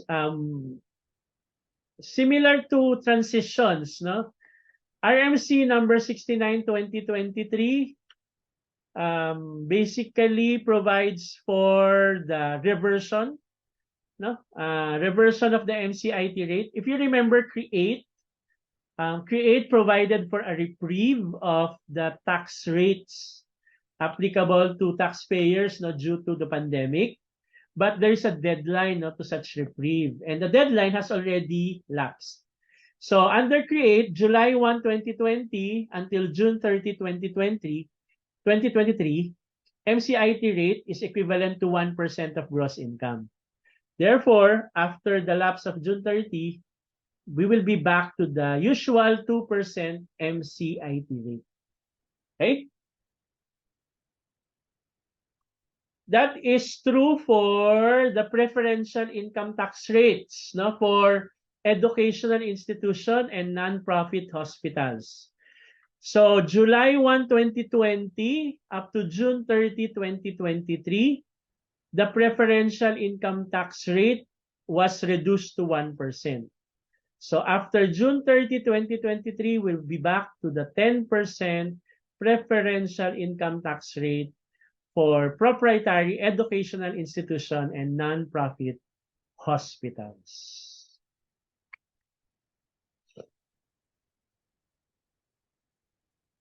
Okay.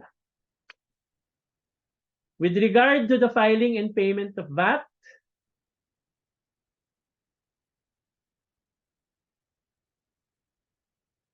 take note that starting 2023, the VAT is required to be filed on a quarterly basis. No, within 25 days following the close of the taxable quarter. Okay. So filing on a monthly basis is considered an optional filing on the part of the taxpayer. So if you're a VAT taxpayer, you're mandatorily required to file it on a quarterly basis. Can you do it on a monthly basis, just like before? Yes, that is your option. If you don't want to do the same process again, you can file your VAT return on a quarterly basis. Okay? And for transition purposes, the BIR issued this initial implementation guideline, depending on your quarter end. So whether you're filing on January 31, February 28, or March 31 quarter end, for purposes of transition. But this will basically provide for the application of the rule of quarterly filing of VAT returns. Okay? Okay, next, still on VAT, an update on VAT exempt medicine.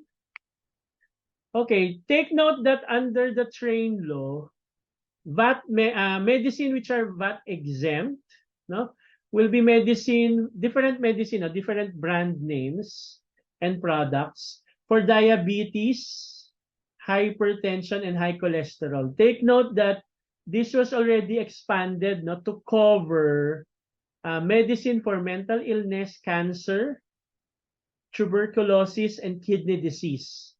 The RMC provided for specific brands and dosages that you can check, but I would just like to mention that it's no longer limited to diabetes, hypertension, and high cholesterol.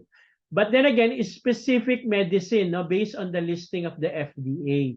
That's why in the RMC, there are also corrections. There are certain medicine for hypertension and cancer that were deleted because of the erroneous description and dosages. So FDA is just correcting the list. Okay, so this is just the update on this particular VAT exempt products. And then update on excise tax. So the BIR issued regulation 9-2023 imposing excise tax on perfume and toilet water.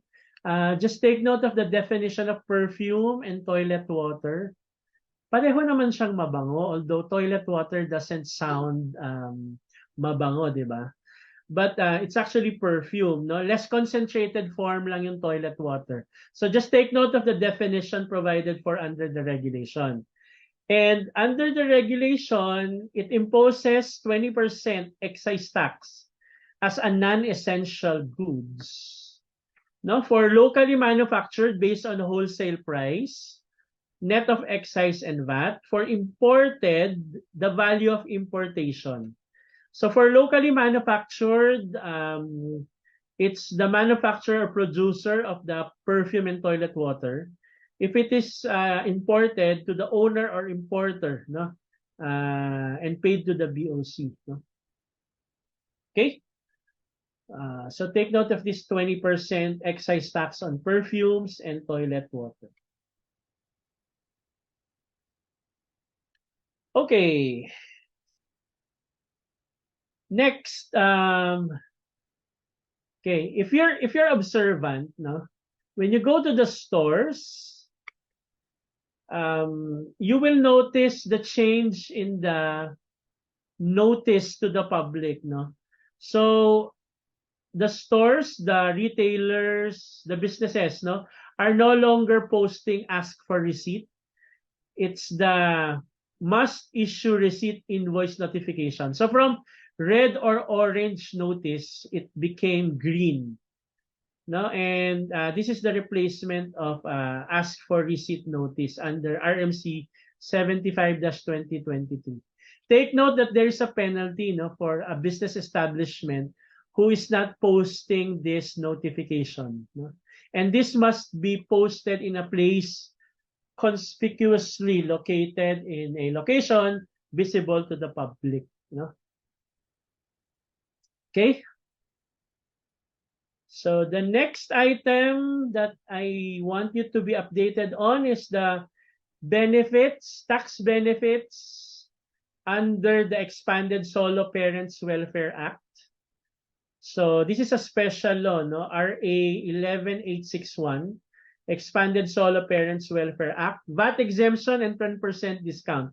So to add to the list of tax benefits, no, that you need to memorize under special law. So iba yung senior citizens, persons with disability. There is also a special law on national athletes. Now it's an Expanded Solo Parents Welfare Act. So 10% discount, VAT exemption on sanitary diapers, baby's milk, vaccine, medicine, food supplements, and micronutrient supplements and other medical supplements given to solo parent, now with a child or children with the age of 6 years or under, and a solo parent earning less than 250,000 annually. Okay.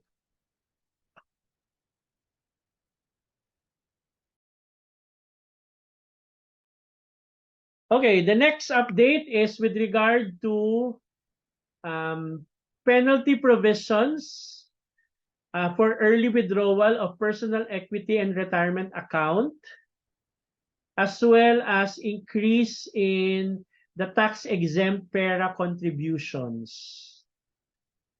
Okay, so take note of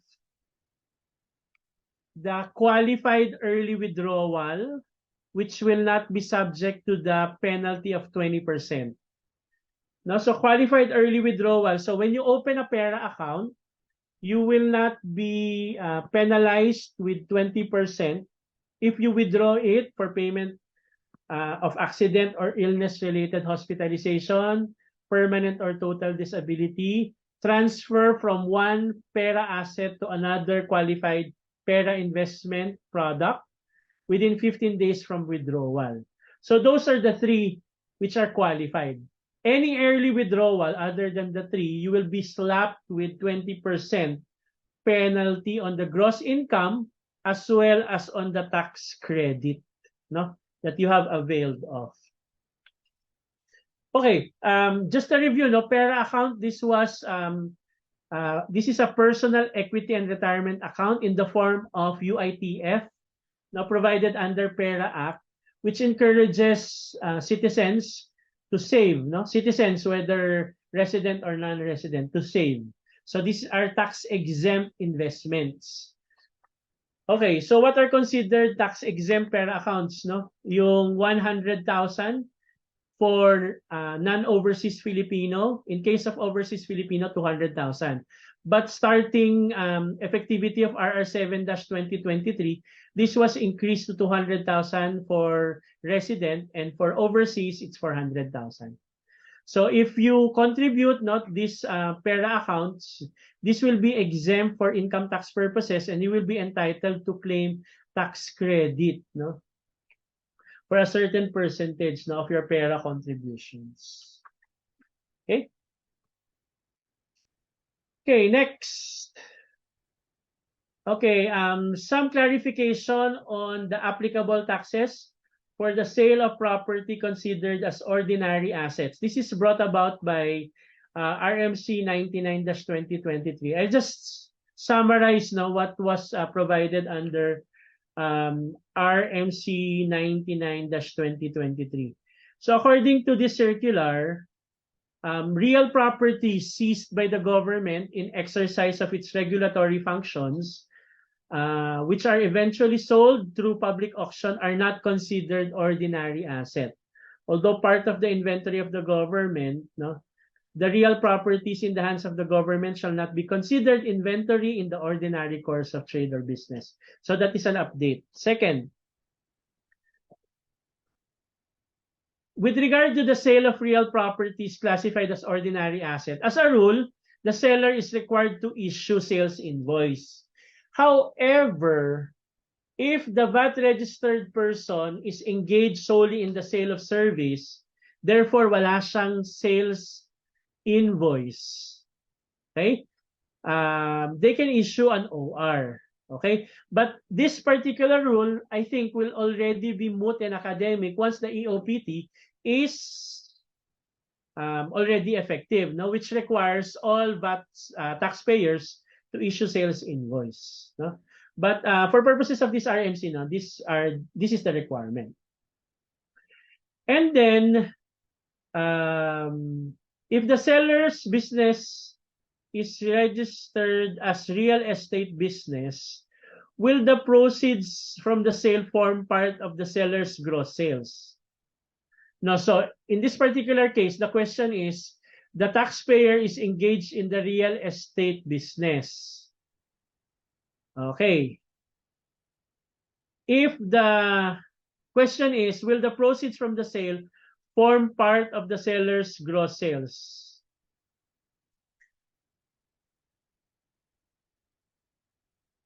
So if the seller's business is real estate, the answer is yes. If the seller's business is not real estate business, the answer is no.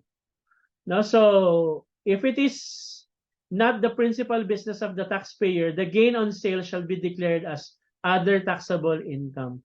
What is the implication of this? For MCIT purposes, no? For the MCIT purposes, for proper classification, no? The other one is other taxable income. Okay? But at the end of the day, for income tax purposes, everything will be subject to income tax and VAT. Clarification on the next item, no? With regard to the sale which are not subject to VAT. So if the real property is used in business by a non-VAT registered person, that is considered sale of real property not subject to VAT, as well as those not breaching the threshold, no, of 3.199200, but under EOPT it will increase to 3.6. And under the circular, I also want to emphasize that the donation of real property classified as ordinary asset by a VAT-registered person shall be considered a transaction deemed sale subject to VAT. So if you will donate a property that is part of your inventory or part of your ordinary asset, that is considered a VATable donation. Okay, under RMC 99/2022. Okay, the next item, just a reminder for everyone, there's a new tax table for 2023 onwards for individual income tax. Okay? So take note of the reduced rates. No, there's a reduced rate for over 250, but not over 400, over 400, but not over 800, over 800, but not over 2 million, and over 2 million, but not over 8 million. The over 8 million will still be subject to 35%, no? Although there's quite a small reduction, no, on the tax on the base rate. Okay? So take note of the changes 2023 onwards. So we will see the application of this mostly, no, when the individual taxpayers file their ITR by April 15, 2024. Okay, I'm down to the last slide and I'm still on time, Sir Wency. The last item that I would like to update you on is the extension of estate tax amnesty provided under RA 11956, RMC 83/2023, and RR 10-2023. So it's summarized on the table provided next. Okay, so RA 11213, this is the first amendment. No, the first amendment, correct, no? So, availment period, no, granted by the tax amnesty to dissidents who died on or before 31 December 2017. So that was 2019 to 2021. It was extended until June 14, 2023. But take note, no? They extended, it's still covering decedents who died on or before December 31, 2017. Take note that under RA 11956, no, the latest amendment of the estate tax amnesty, they extended the coverage to decedents who died on or before 31 May 2022. So medyo mahaba na yung coverage ng mga decedents, no, whose estate taxes are not whose estate, no, the corresponding estate tax to their estates, no, have not been paid. So the deadline is June 14, 2025. Again, decedents who died on or before 31 May 2022, no. So these are the estates of decedents, no, who can avail of the estate tax amnesty. And again, installment payment will be allowed, no, for the estate tax within 2 years from the statutory date of its payment without civil penalty and interest. Okay? So what will be the benefit of the estate tax amnesty? Payment of estate amnesty tax of 6%, no, without penalties and interest. Okay? So take note, June 14, 2025 is the final deadline based on the latest extension of the estate tax amnesty law. Okay? So that's the end of my presentation. So 2 hours of tax updates. Again, very critical that we take note of the implementing rules and regulations of the EOPT.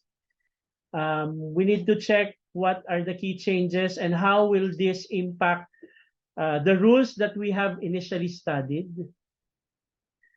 And then for the other updates, just take note of the changes, no, based on the rules. And we're seeing, no, based on practice, based on what we have seen, no, on the issuances of the year, we have seen various changes that they are doing to hopefully, ease the administrative processes and hopefully not to impose new tax rules or laws, no, to the taxpayers. Okay, thank you very much, Sir Rally and Sir Wency, no, for again giving us opportunity to present you this tax updates. Thank you po, Sir Francis. Ayan, so Thank you very much po, Sir Francis, and to SGV. I'm just browsing the comments po no, dun sa ating page. Ayan. Ayan. So thank you very much po. So the audience are very appreciative po of the presentation ayan, that SGV has prepared, and ayan, Sir Francis has delivered. And luckily, wala naman pong detailed question po dito, Sir Francis. Ayun, so maybe I'll just take this opportunity to close out this productive webinar. So again, thank you very much po to our industry partners, to SGV, and especially to Sir Francis, Ricamora. Yun guys, so for our audience, just always remember that our profession, and as us, as CPAs or accountancy students, future CPAs, that our profession is very is ever changing, one of which is yung ating taxes, yan. So ating tax rules and regulations. Ayan. But of course, with the help of our industry partners, most especially SGV, it's good that we have these sort of webinars just for us to keep updated ayan, dun sa ating mga ever-changing na rules and regulations. Sir Ali, Yes po. may nakita lang akong question sa Facebook yata. Sige, Siguro sir. worth mentioning lang before we end the presentation, just to clarify. Ang question kasi is, for seller of services, they do not issue sales invoice. They issue statement of account or billing statement, and then upon collection or receipt of payment from customers, they issue official receipt. That's correct po, no? Under the current rules, ganun talaga yung nangyayari. But under the EOPT, as I have mentioned kanina, there will be a change because under the EOPT provisions, it will be sales invoice na for every sale, barter, exchange, lease of goods and properties, and for every sale, barter, exchange of services. So kung dati, nag-i-issue tayo ng statement of account or billing statement when we render the service, ngayon, sales invoice na. Official receipt may no longer be required, but again, depending on the IRR to be issued by the BIR, ang iniisip ko lang baka dito, instead of official receipt, collection receipt na yung ipapa-issue to evidence the receipt of payment from the customer. Alam niyo na, hindi lang naman yan for tax purposes but also for internal control purposes ng mga companies, di ba? Kailangan merong documentation that a payment was received from a customer. Okay? So that's the first clarification. I hope I answered the question. And then the second question that I have seen, the question is just confirming the 500 pesos annual registration fee that is paid to the BIR. Again, to reiterate, there is a repeal of that provision requiring the payment of annual registration fee of 500 for every separate or distinct establishment or place of business. So, and as mentioned also by BIR and by Commissioner in his personal Facebook page, wala na din talaga yung 500 after the effectivity of the EOPTs. Which is good for us taxpayers kasi even if it is 500, there are certain companies or businesses that operates multiple branches in different locations, which require them to pay 500 for each of the branch every year. So somehow that is also considered a savings na rin on the part of the taxpayer. Okay, so those two are the ones that we have seen sa Facebook. Thank you, Sir Ali. Ayun, thank you very much po, Sir Francis. Maybe final word po, Sir Francis, to our audience before we end. Again, let's wait for the IRR. Again, it will not be very different from the provisions of the law, but the implementing rules and regulation will be provide for the specific details on how BIR will implement the provisions. I have already provided you with basic provisions under EOPT, so let's just wait how BIR will specifically implement these provisions. That's number one. Second, don't forget to ask your tax reviewers to check how will this impact the contents of the tax questions in the board exam. Will this be included? If this will be included, when? No, I understand there are rules, no, pero hindi ko lang siya kabisado. Your reviewers, no, will be very familiar, no, with the rules on the inclusion of new topics to be included in the coverage of the exam. And then the third one, syempre, no, our mindset, no, should not be limited to the review period itself, no. I would like to encourage everyone, no, to practice tax, no, after you have passed the board exam. So with your attitude of wanting to be updated, no, that's very helpful, no, if you would like to practice tax once you become CPAs, no. So I would like to encourage everyone to develop this and hopefully, no, join us in the practice after you have finished your board exam. So that will be all, Sir Rally. Again, thank you for the opportunity. Thank you very much po, Sir Francis. Thank you po, SGV. Maraming salamat po. And to our audience, maraming salamat po and magandang gabi po, ladies and gentlemen. Thank you po.